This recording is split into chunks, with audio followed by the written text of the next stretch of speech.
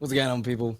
It is episode 17 of Surgical Sales, and both of us have had an AV upgrade. Mine is way less permanent than Dylan's is, but yeah, excited to be here. Yeah, I got tired of looking at our blurry podcast. Good information, bad video quality. So we really Yeah, stepped it up today. David we both kind of surprised each other with this because he popped on. I was like, wait, where are you? You're not in your dark library that you're always in. yeah. And then you were, 8 inches from the camera in perfect 4K. So I haven't this moved is where I'm at. It's just the camera's a little it's bit just closer now. here. Yeah, no, I'm at a mentor's house. He has this amazing setup behind me. Staying with him for a couple of days. I went to a retreat in Nashville, run by one of my clients, Default Kings. Guys, I know you don't listen to this, but if you are, I love you and I respect you. But yeah, met one of their mentors here, and relationship blossomed. I ended up staying with him, and I will be until Sunday. So we're gonna do some cool stuff. One of the most interesting people I've ever met. He ran 20 miles this morning for funsies because I wouldn't. He's a high performer. High performer indeed. So yeah, so now I'm here, and we're gonna run this podcast, and then I'm gonna go back to my dark library next week. Can't wait for it. Well, I'll maybe get a little bit less zoomed out. I scared myself when I put this camera. I was like, is this going to work? I clicked. I was like, holy shit.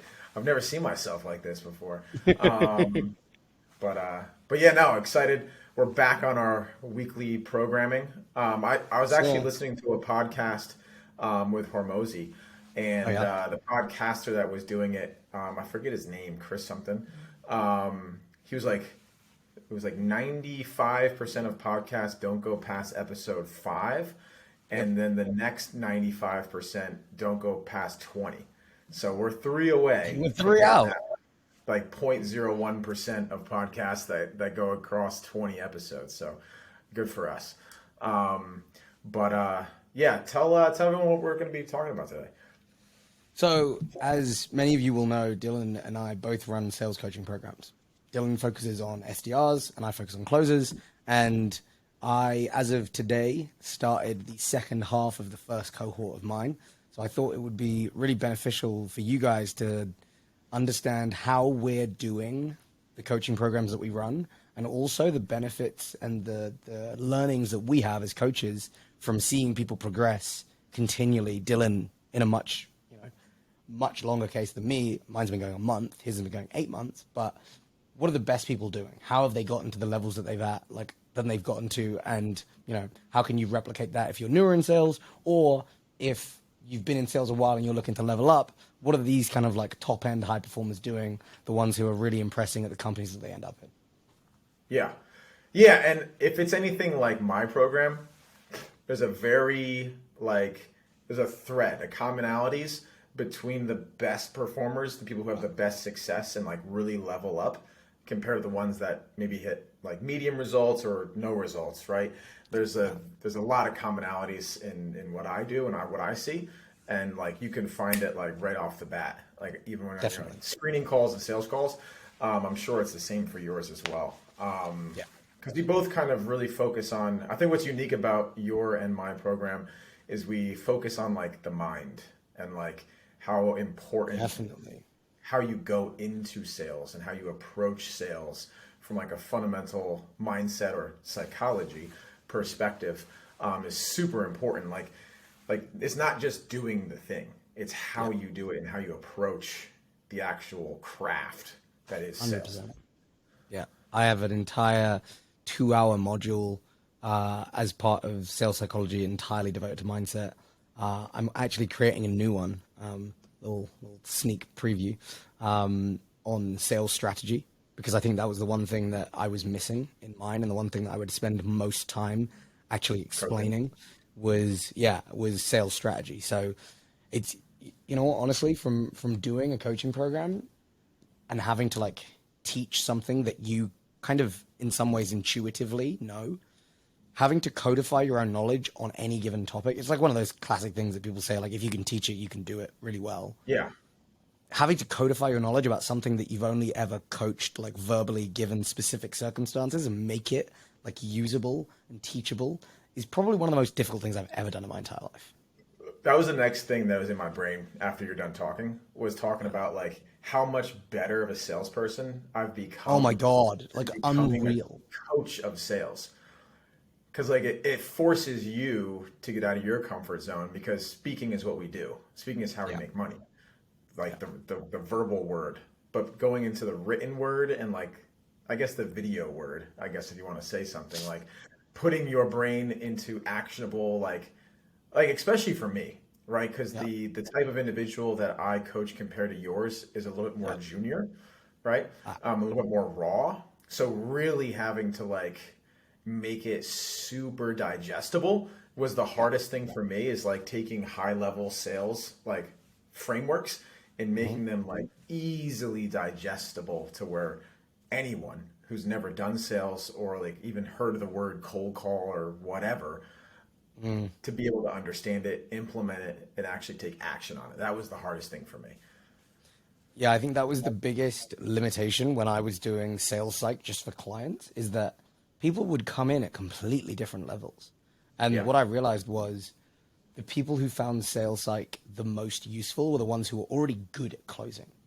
There was no like skill gap per se versus anyone else, right? You were already good. People already said you were good at sales. And then this just lifted you up and gave you the ability to go from like a consistent 25%, maybe 30 on a good month close rate, to 35 as a standard. Like that was the big realization. And I was like, right, but how well does this actually work for people who aren't at that level? And transparently, not very. It just didn't work that well, because you just supply just too much information that is too complex and too, I guess, inaccessible for the mental frameworks that they actually have in their head. Like the mental scaffolding doesn't exist. It's not strong enough yet to actually be useful. And then you apply all this stuff and they're like, oh yeah, so I'm going to do all of this, but the fundamentals aren't nailed yet. Like you haven't done your time under tension to actually be good enough to use sales psych. So that's why with the coaching program that we run now, like going to the there's an gym entire and, like, month. trying to bench more than you can off the bat. Yeah, 100%. And that's why we dedicate the entire first month to just fundamentals. And we just drill it and drill it and drill it. And by the end of it, like by the middle of week 3, literally everyone, doesn't matter whether you've started as like a complete junior, you've never sold anything in your life. By the end of the middle of week 3, everyone's good. By the end of week 3, everyone's sick of doing fundamentals. They're like, I know how to do this now. I get this. And it's like, good, you got another week. And we're doing twice the amount of calls. Guess why? Because you're going to get good. And the people who enjoy the fundamentals are the best ones. Yeah, 100%. The people, especially who can throw themselves at the fundamentals and just be like, hey, look, I know that I'm good now, but if I nail the fundamentals, I'm just going to get to a new level that I didn't think possible. Yeah, crazy. Yeah. And like that's the thing that we preach all the time, is like, just because you're having success, don't forget what got you there. And that's the fundamentals, right? Like what makes the best athletes? The people who do the little things always, Again and again and again and again and again. At them. Yeah. Right? Like think about like LeBron or Kobe or MJ, like they're still doing the fundamentals, or they did the fundamentals on a day-to-day basis over time. And they focused on the little things that progress into the larger sexy stuff, right? The boring shit is how you get to the sexiness. And I think most people, especially most rookies, everyone gets attracted to sales because of the sexy stuff. Yeah. Everyone wants the sexy stuff. Everyone wants to be able to like fucking neo themselves out of the way of some, objection or whatever that just saves a call. It's like, yeah, okay, cool. You might be able to pull off a couple of those in your career, but that should not be the foundation at which you base your sales ability on. Yeah, no, not at all. And like, I was listening to that same Hormozy podcast. He's talking about like infinite games, and like there's no real truly winning the game. It's just being able to be in the game longer than others. And I think that applies very well to sales. Is like the longer you just keep at it and keep practicing those fundamentals, the more successful you'll be long term than trying to skip steps or jump to something that's in your mind of what you want to be doing, and like skipping steps and like breezing through the fundamentals and things like that. Like it's not like a history test where you just study the stuff and then you just on the page and you get a good grade. It's the complete opposite. Yeah, 100%. And I think the big realization that I had from now, like coaching people from beginner upwards, is that there are some stuff which I classify as more advanced that you do need to kind of introduce at a I guess, not a lower rate, but just in its simplest form at the fundamental level. And then if you can do that, that's how you're going to get people to be the most effective. Most effective. Yeah. So I guess what is like so since you started doing this, right? You'd had the cohort. I know it's new to you, but like, what has been the most rewarding thing being in your seat now? Oh, I can tell you that for free, 100%. And it literally happened this morning, and that's why I'm so sure of it. So we're taking people who, like, so 3 out of the 8 guys that we're doing it with are literally on offers right now. They're closing on offers. One of the guys went 4 for 4 last week. Great. Oh, yeah. Like, love that, right? But they're good at Yeah. sales, genuinely, transparently. They are genuinely good at sales, and they came to level up. Yeah. The other 5 guys had never done sales in any form, like whatsoever. And then you compare that to them and you're like, shit, these 5 guys are really going to struggle. It's going to be so hard for them to keep up with them, whatever. So at the end of the first month, at the end of fundamentals, you have to do an assessment, right? You get on a mock call with me or Jay, and we take you through it. And it's like, okay, we're a prospect and you have to close us. And the guys who were already on offers, it was so much harsher. The guys who we were like, you've come from nothing. We ran it as a difficult call, but we didn't actively try and screw them up. Yeah. The top 2 people across the 8 were both complete rookies. They'd never sold a thing in their lives. Yeah. And I was like, wow, that was amazing. And then That's started what I was today. going to say is like the people who you are able to build, like you have a stone slab and it's totally a rectangle and you're able to shave it away the way in which you are coaching. Those are the people that have the greatest success because they have they have no bad habits. No bad habits. Yeah, exactly. You don't have to reprogram. We then at the basically as soon as you progress, as soon as you've passed your assessment, you progress into sales psych. If you haven't done sales calls before ever, you've never gotten on a sales call, you've never been on an offer, whatever. If you've never like set appointments, this, that, and the other, we say, okay, cool. Based on the ranking of your scores on the assessment, we're going to give you sales calls for surgical sales that we sit on with you because you need actual reps. You need an actual prospect who you don't know, who's not going to give you layups to actually come and test you. And one of the guys who'd never done sales before, he was the highest ranked closer after the assessment. I jumped on a call with him this morning. He led it. Probably, I would say 75, maybe 80% of the call was him. And I nudged him a couple of times and I kind of like put some easy, like, you know, easy through balls through, as we would say in England. But by and large, it was his call. Paid in full, piff, closed on the call. Fantastic. Boom. Couldn't be happier. That's awesome. From never having sold anything, literally ever. He was a crypto bro. Never having sold anything. 4 weeks ago, or 5 weeks ago technically, to now closing his first paid in full deal. Oh God, that was so fulfilling. Unbelievably so. Like I never thought that I would get that much fulfillment out of a 4K deal. And that sounds really arrogant, but like watching someone go from if I showed you this guy's first call, it's honestly like, it's fucking painful. Yeah. Like the me of 6 months ago would have been like, dude, sales not for you. It just isn't. Just quit. Just find something else. Keep funneling money into crypto. You're not built for this. And over the last 4 weeks, me and Jay have worked with all of the guys in the program. You take these complete beginners and you take them to the point where they're actually like they've gotten past that baby deer phase where they're kind of wandering around, but they're tottering around. There's no strength in the legs.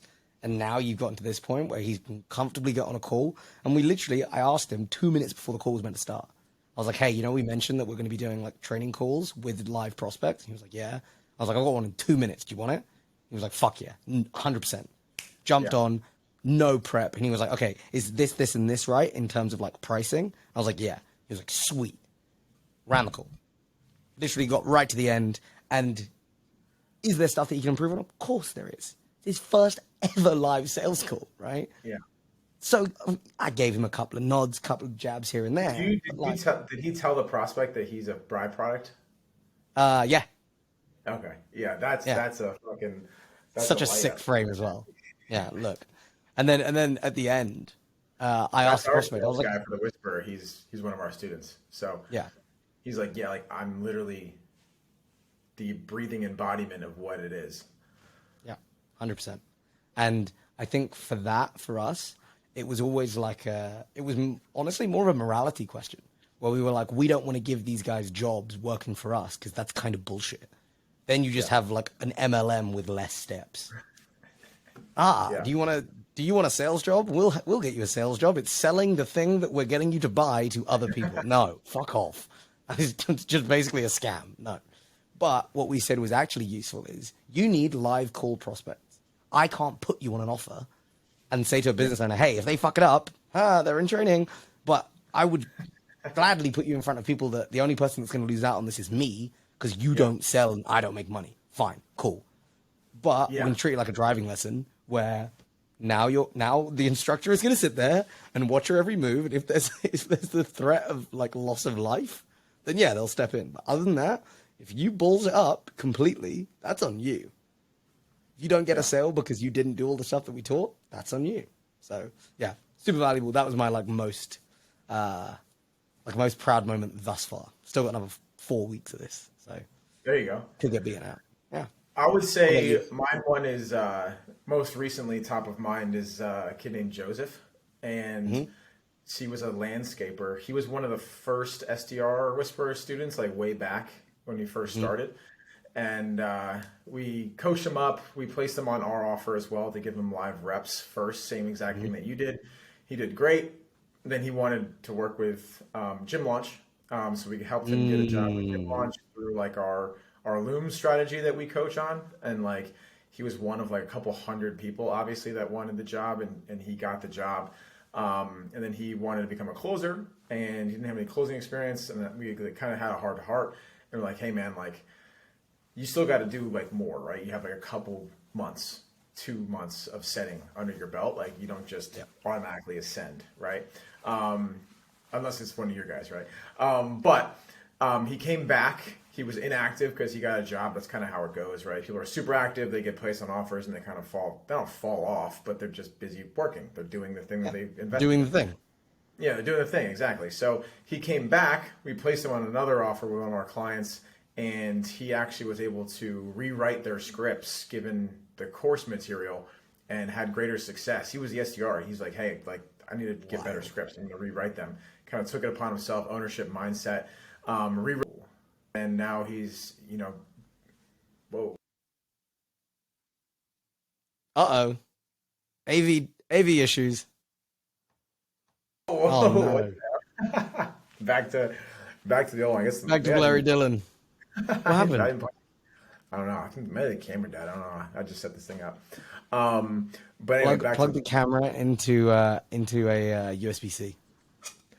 If you plug the camera into a USB-C, it'll charge at the same time. yeah. That's what I thought it was doing, but I guess not. But anyway, Oh, back to the point anyway. is little pattern interrupt there. But he's now in conversations to become closer. So it's like if you That's just keep at awesome. it, and yeah, it's awesome to see because the kid deserves it all. He's a really hard worker, and like he struggles mindset wise, which is like really cool to see because he's like really owning it and like overcoming mental hurdles, which is like the biggest thing that holds all salespeople back. Yeah, And like super rewarding, like he's getting exactly what he was manifesting. that's awesome. Yeah. What do you think has been the biggest like I guess internal learning The from biggest doing this? internal learning Yeah. is that I could take the information, and Jake, my business partner, we could distill what we know and how we became successful, Hmm. put it into another person, and them actually becoming better than we were at that point in life. Like that's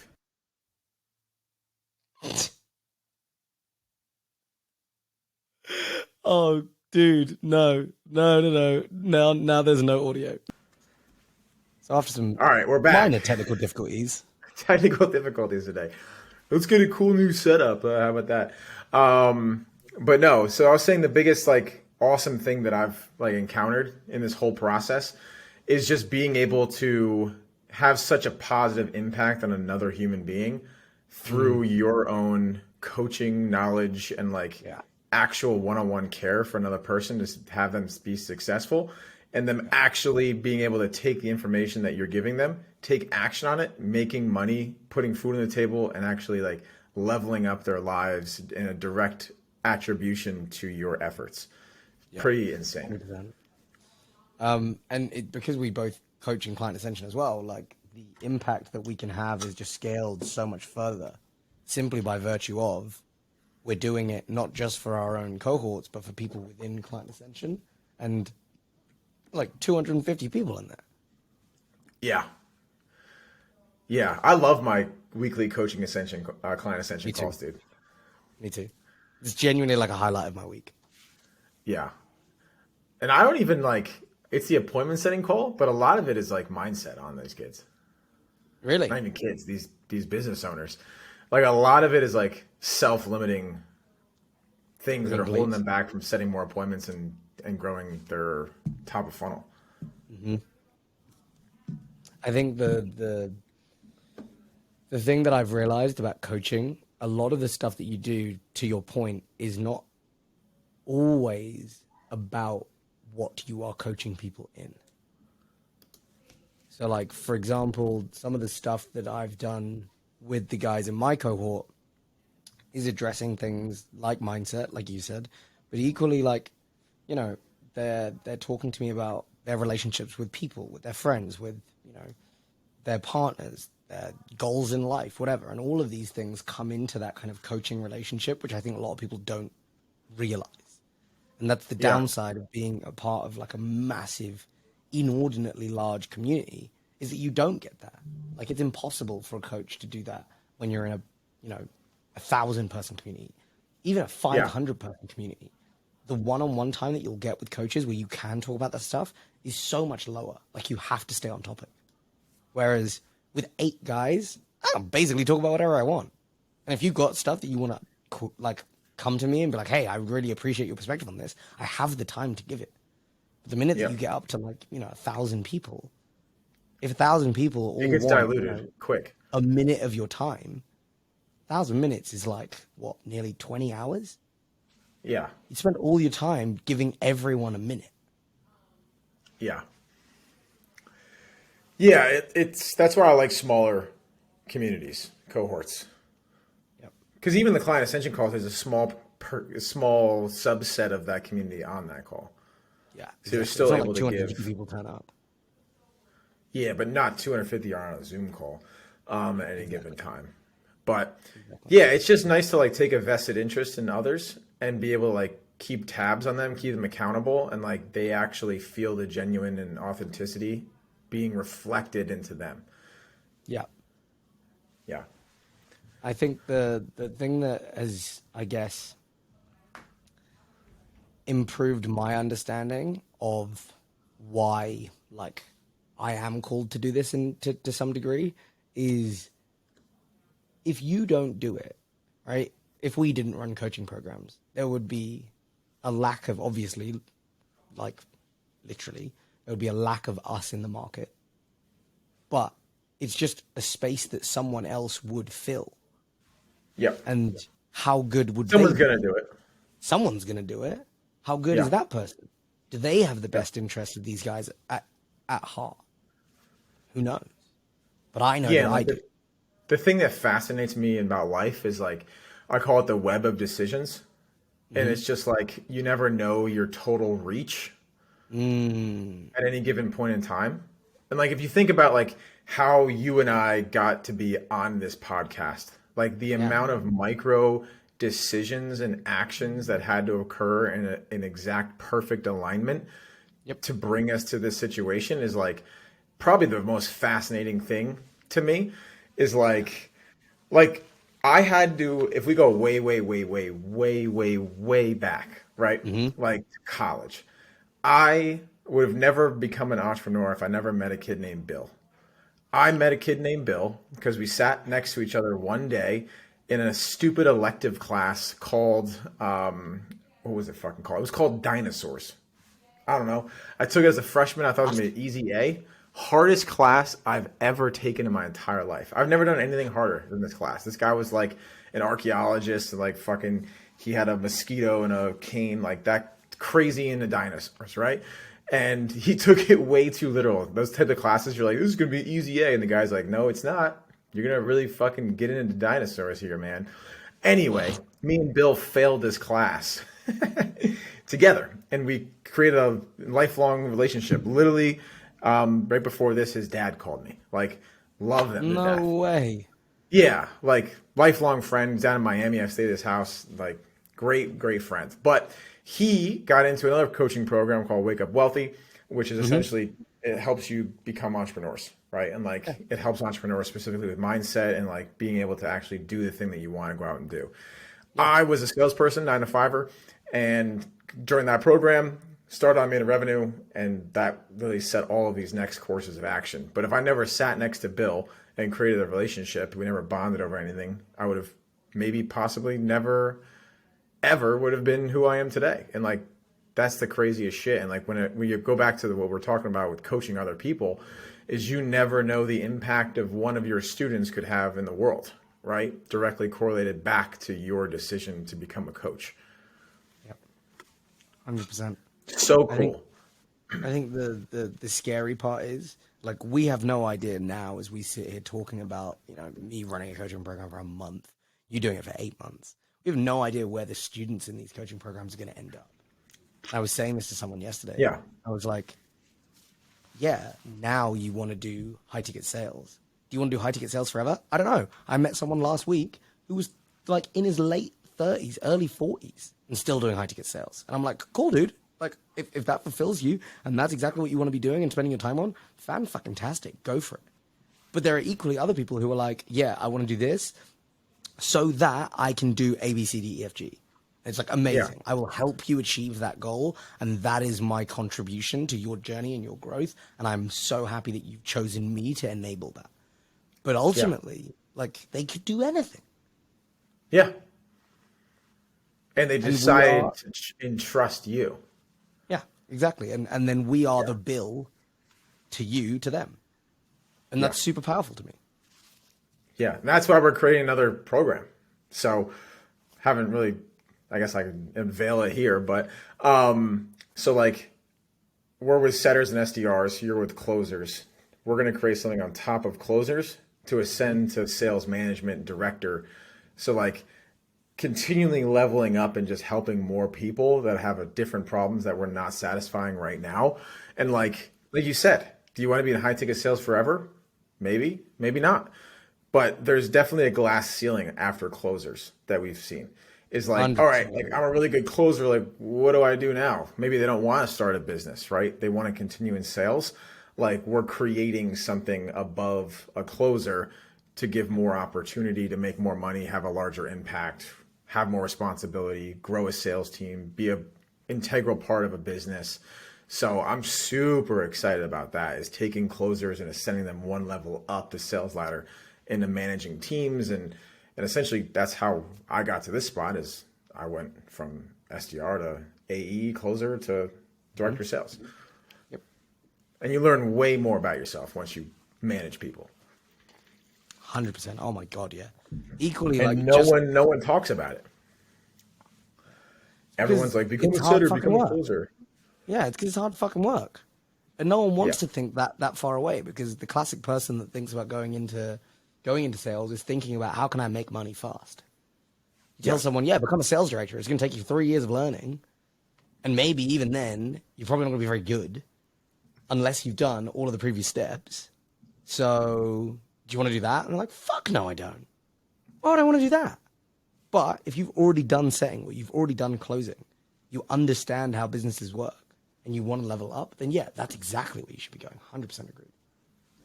Yeah. So I'm super pumped for that. I'm excited. We're going to help them. That sounds super interesting. We're going to help them get placed as sales directors, because we've had a bunch of people like, hey, do you also place sales managers, sales directors? We're like, well, we could, because we've done that too. We do now. Yeah, we do now. It should be done in the next like week or two. That's awesome. Yeah. That's going to be like just like yours, like small cohorts. Because that's like a lot of intensive stuff. Yeah. That's why, like, transparently, me and Jay talked about this.